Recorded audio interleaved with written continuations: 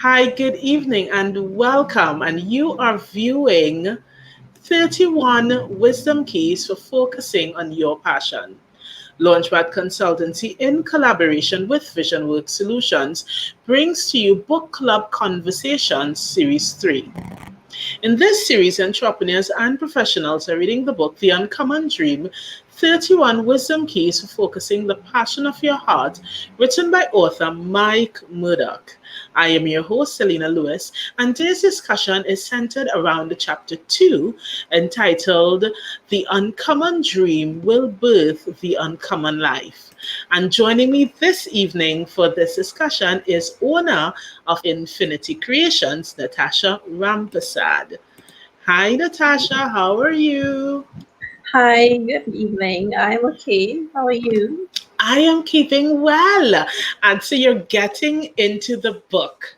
Tell me, what stands out to you most, even as you started your reading? What stood out to me most was the wealth of wisdom that Mike Murdoch had to share. And it Yeah. just touched on so many different areas and aspects of life, and all of it related to business and wisdom for living. It was truly amazing, his wealth of wisdom. Yes, because even as we started chapter 2, the first sentence of chapter 2 stood out to me like nothing else. And it said, never trivialize your inner dreams. And the first thing that came to my mind was the fact that so many entrepreneurs wanting to launch out, expand, or revamp, there is the vision, there is the dream, but we think, oh, maybe that's not good enough. My idea is not good. What do I know? And that stood out to me because it is the experience of many. So, my question for you, Natasha, is when you consider the building that you've done for Infinity Creations, is this something you have experienced before? And how did you overcome it? Have you overcome it? And how did you overcome it if the answer is yes? Yes, I have experienced those thoughts many times actually in the past. And it's a question of me finding out who I am and what was my purpose in having this dream for this business. So as I grew in confidence of knowing why I'm doing what I'm doing, why do I have Infinity Creations? What's my vision? What's my mission? As that became more clear to me, then those thoughts gradually disappeared. And it's not 100% where it should be yet, where my end goal is, the final stage. But in my process of going there, I am much more confident now than I was when I started at the beginning. I love that you mentioned the why moment in it because even as we go through chapter 2, a couple other points that I really loved was where we talked about how do we work around and deal with the picture that we have in our mind and how do we determine how to move forward, especially as an entrepreneur and a professional. And, in the book, they give us certain prompts like, what is the picture that you have of your future? What is your dream or your vision for that new house, starting the business, your children? What is your dream or your vision for even the season or the time that you're in? Is the dream something that you want to devote all your time to? And are you willing to create that plan? And I thought those were some really important points, even for persons who are planning to launch out. Because if we're not planning to give our all to the vision for launching that business or expanding that business, we could find ourselves in a lot of hot waters. But a huge part of the book, Natasha, was focusing on some keys or principles, as the book called it.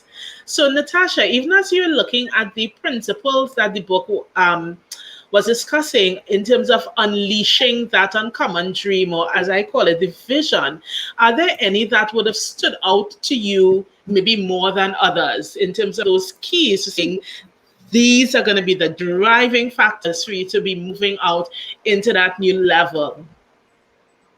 Yes, there definitely were some keys that really stood out, some more than others and some in between. But at this time in my life, there were some that really stands out to me, and I think they are really important in me implementing these keys, especially at this time. And Right. one of those was key number 11 that says Right. avoid intimate relationships with people who disrespect your dreams. Now, that Right. really helped me to sit down and think about the people that I allow to have influence in my decisions concerning my dreams and certain projects that I would probably want to do or take risk and, do something that I may not do otherwise. And I Because love that word that you use, though.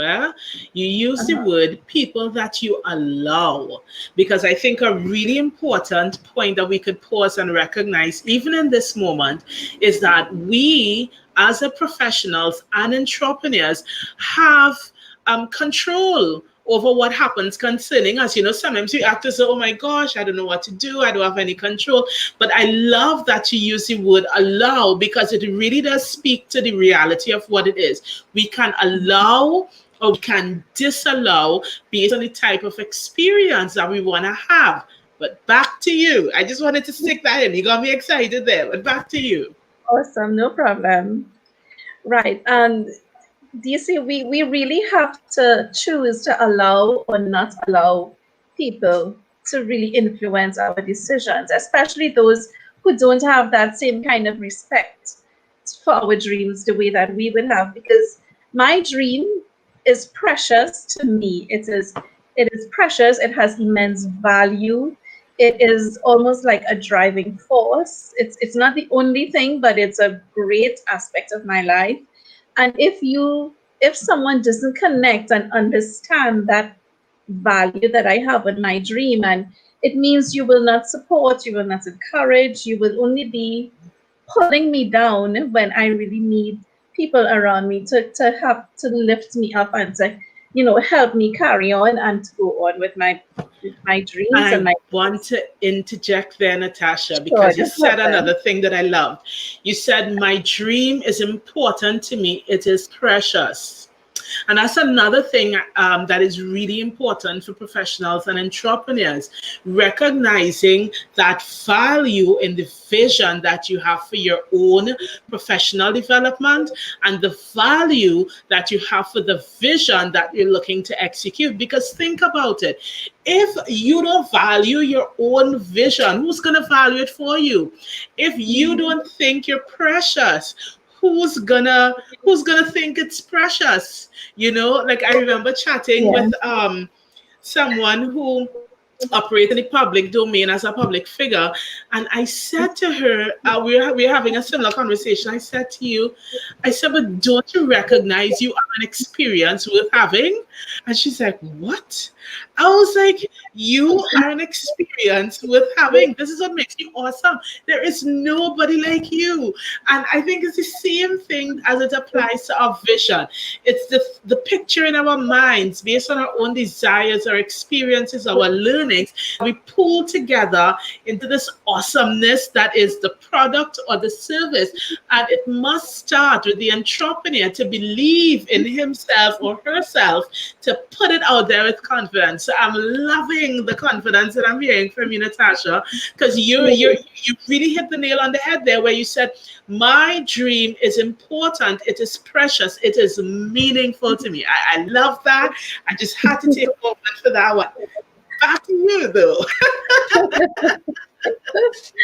Great, sure, leader.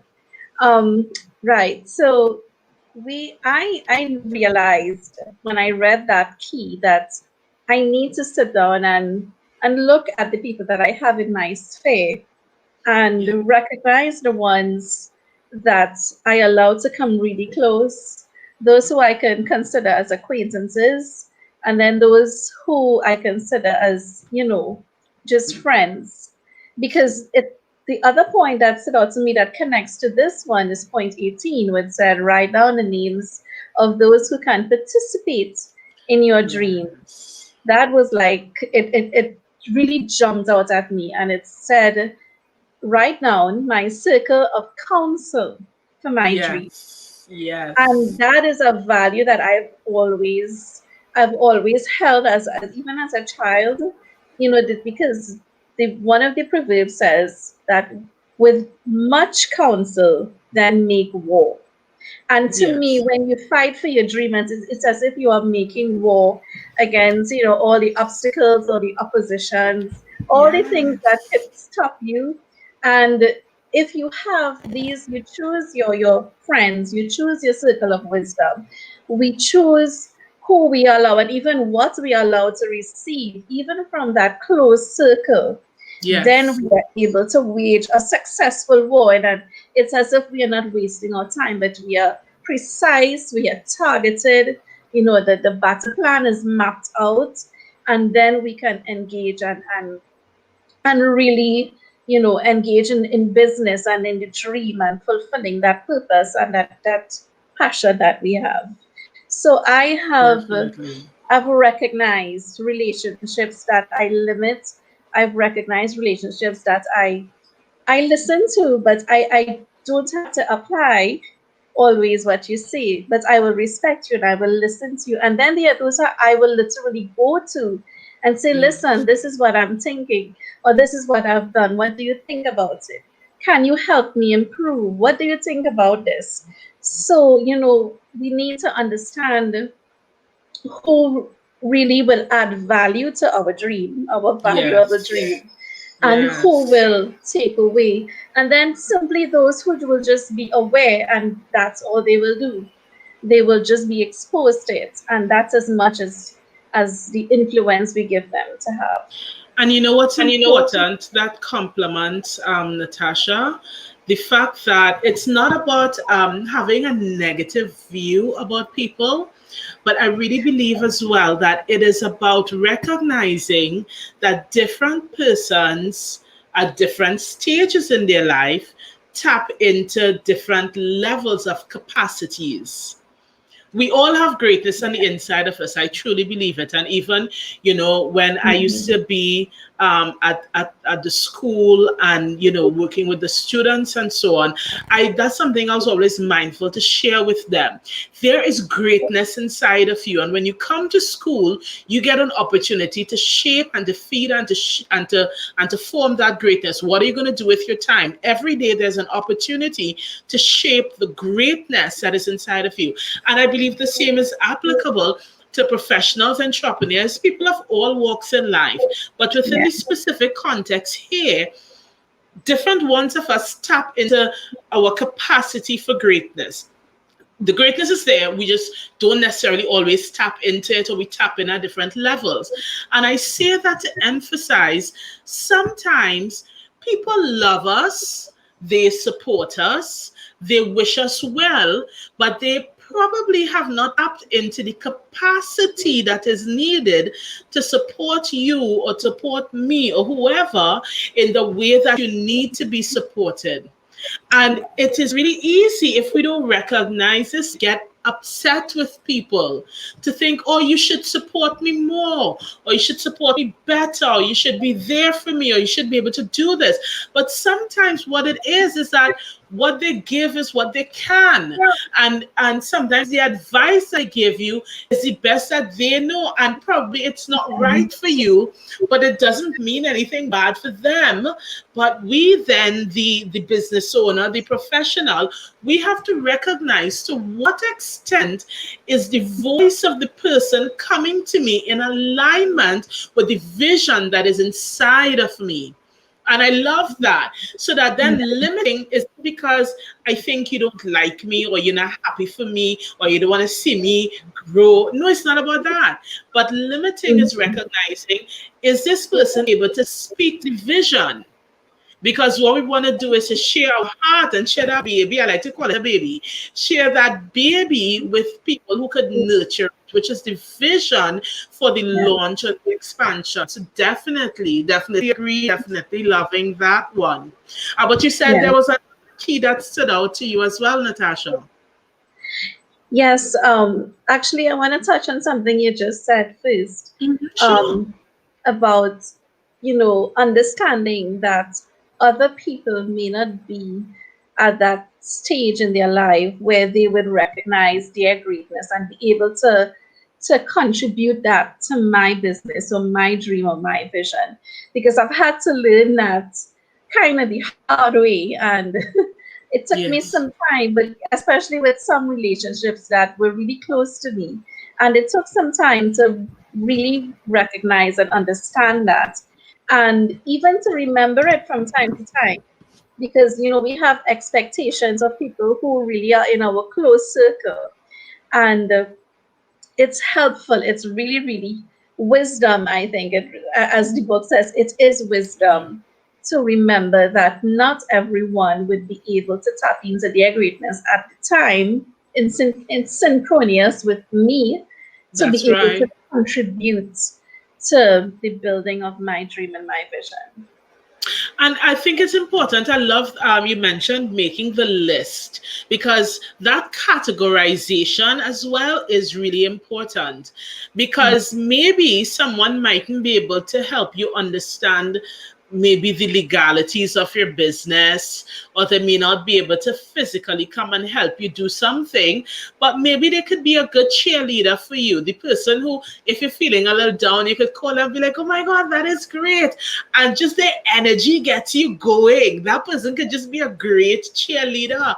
Or maybe you could know someone, they mightn't be able to physically come and help you do something, but they might be able to go online and say, hey, I'll help you organize your event online that you have coming up. And that might be their way of supporting. So I think even that list that the book mentions and you gave voice to again is so important, because it allows us to give context to the people that are around us. So then those who fall in the category of counsel, we recognize it so that we don't go to the person who is not able to give good counsel for counsel and neglect and Yeah, end up in some challenges. But yeah, those who are there for counsel, then we know that is their core function exactly. in our lives and our business development.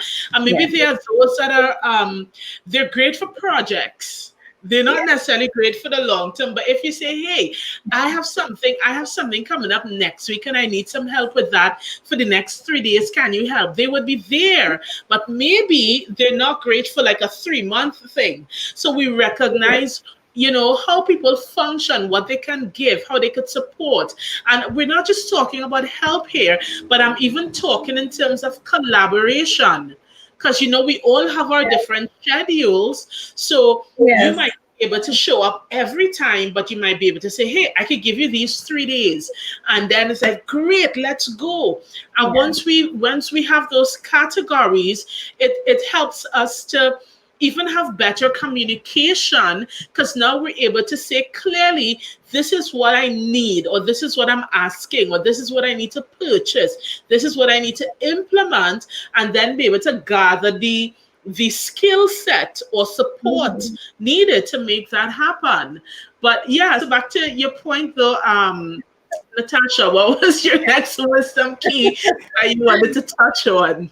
No problem. The other point is actually connected to the first two.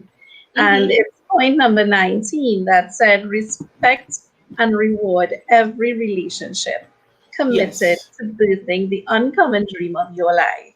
It guarantees satisfaction. And it's connected to it because we respect and we recognize how much someone can give at their level of maturity and their stage of life. But this point adds another aspect that I really liked, and it said reward every relationship because it guarantees satisfaction. And to me, I strongly, as a teacher myself too, I strongly believe in the habit and the practice of rewarding not just relationships but efforts, and even a thought or a kind word or anything that someone does that has some sort of impact on my life. I strongly Yeah. believe in rewarding because it does something. It's a habit of giving and giving Yes. and giving, and when you give all the time, not that you look for it, but at some point down the road, there is a harvest. It comes back to you multiplied.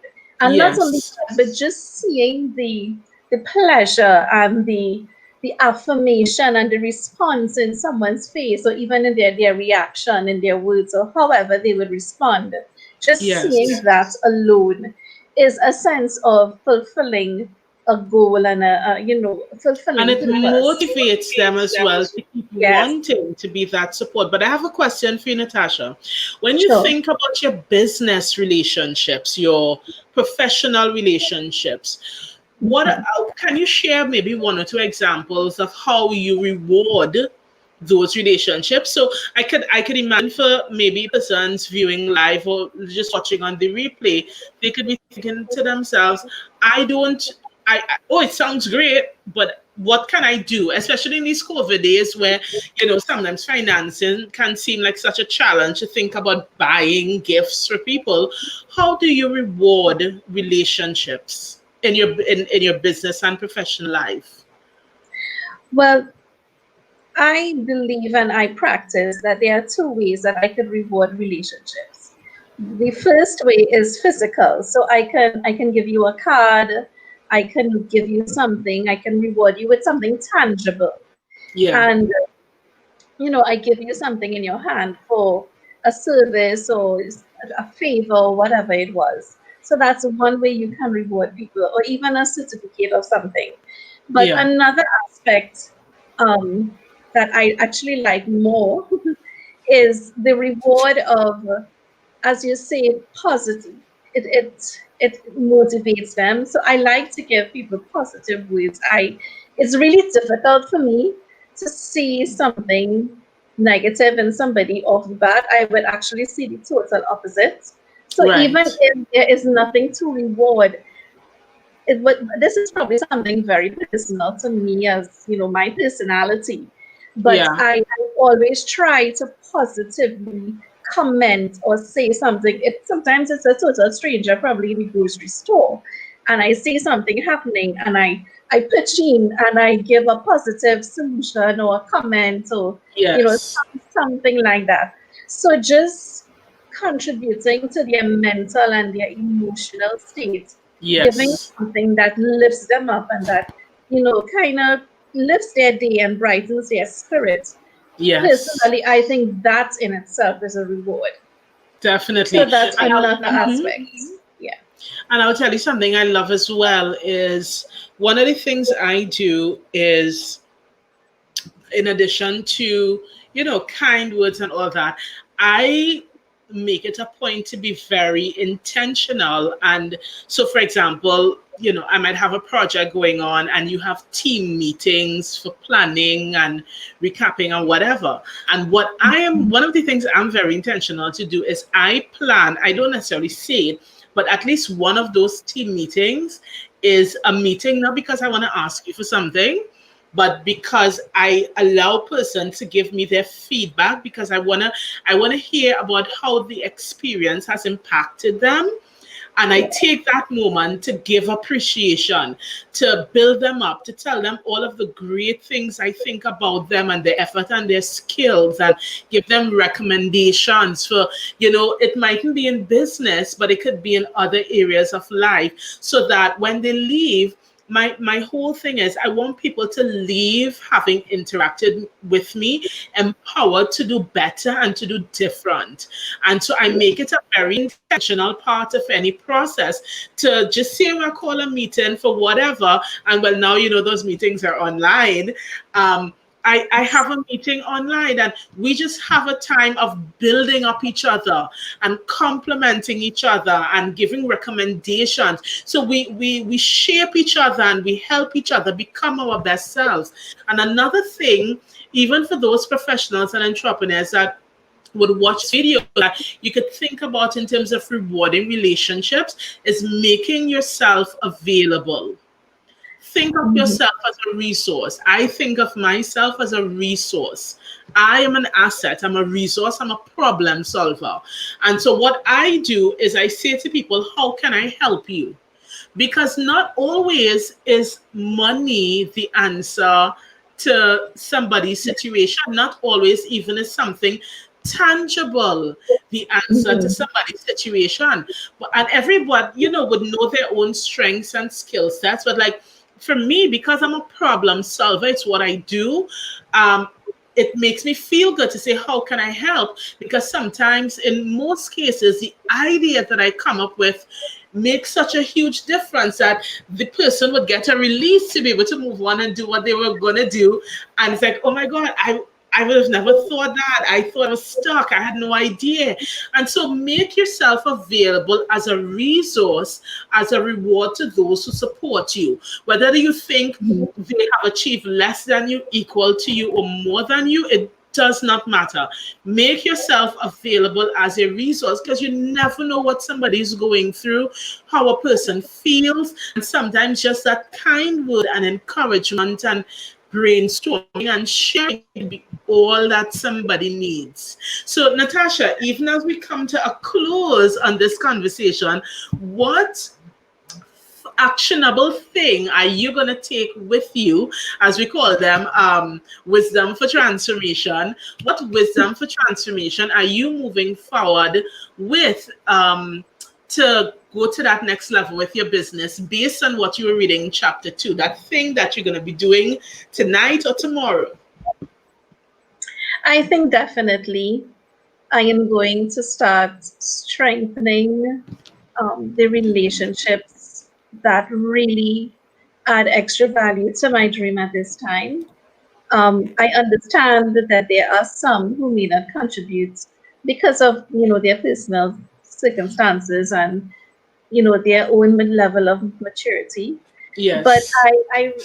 I like what you just said about making myself available Yeah. to and in any way that I can help or I could help people. I think I need to probably look at some of my relationships of those who helped me in the past, even now in my present, and present myself a little more often and really I ask myself, how can I add value to these That's it people? right there. Yeah, so when I ask that question, and I will be able to find the answers, or they themselves would be able to tell me, okay, wow, I'm so glad. This is what, maybe you could come and help me with this, or help me fix up this idea, or something like that. That's right. Because networking and relationships really is important. It's really important. Yes. Yeah. Because networking, of course, is not just about going to an event and handing No, people your business card and saying, I networked. No. Networking is about building relationships. So, Natasha, I appreciate you so much for coming on tonight and joining in for Book Club Conversation on chapter 2. Of course, tonight with us is Natasha Rampasad, my dear Natasha Rampasad from Infinity Creations. And you could follow her work on social media at Infinity Creations. And of course, I am Alina Lewis, success coach and strategist. And you can follow me on social media as well, on Facebook using the key search Alina Lewis, success coach and strategist. And you can follow other projects that I'm involved in as you look for Caribbean parenting on YouTube and other social media sites. So until tomorrow, when we continue chapter 3, it's been great, and have a great night, everyone.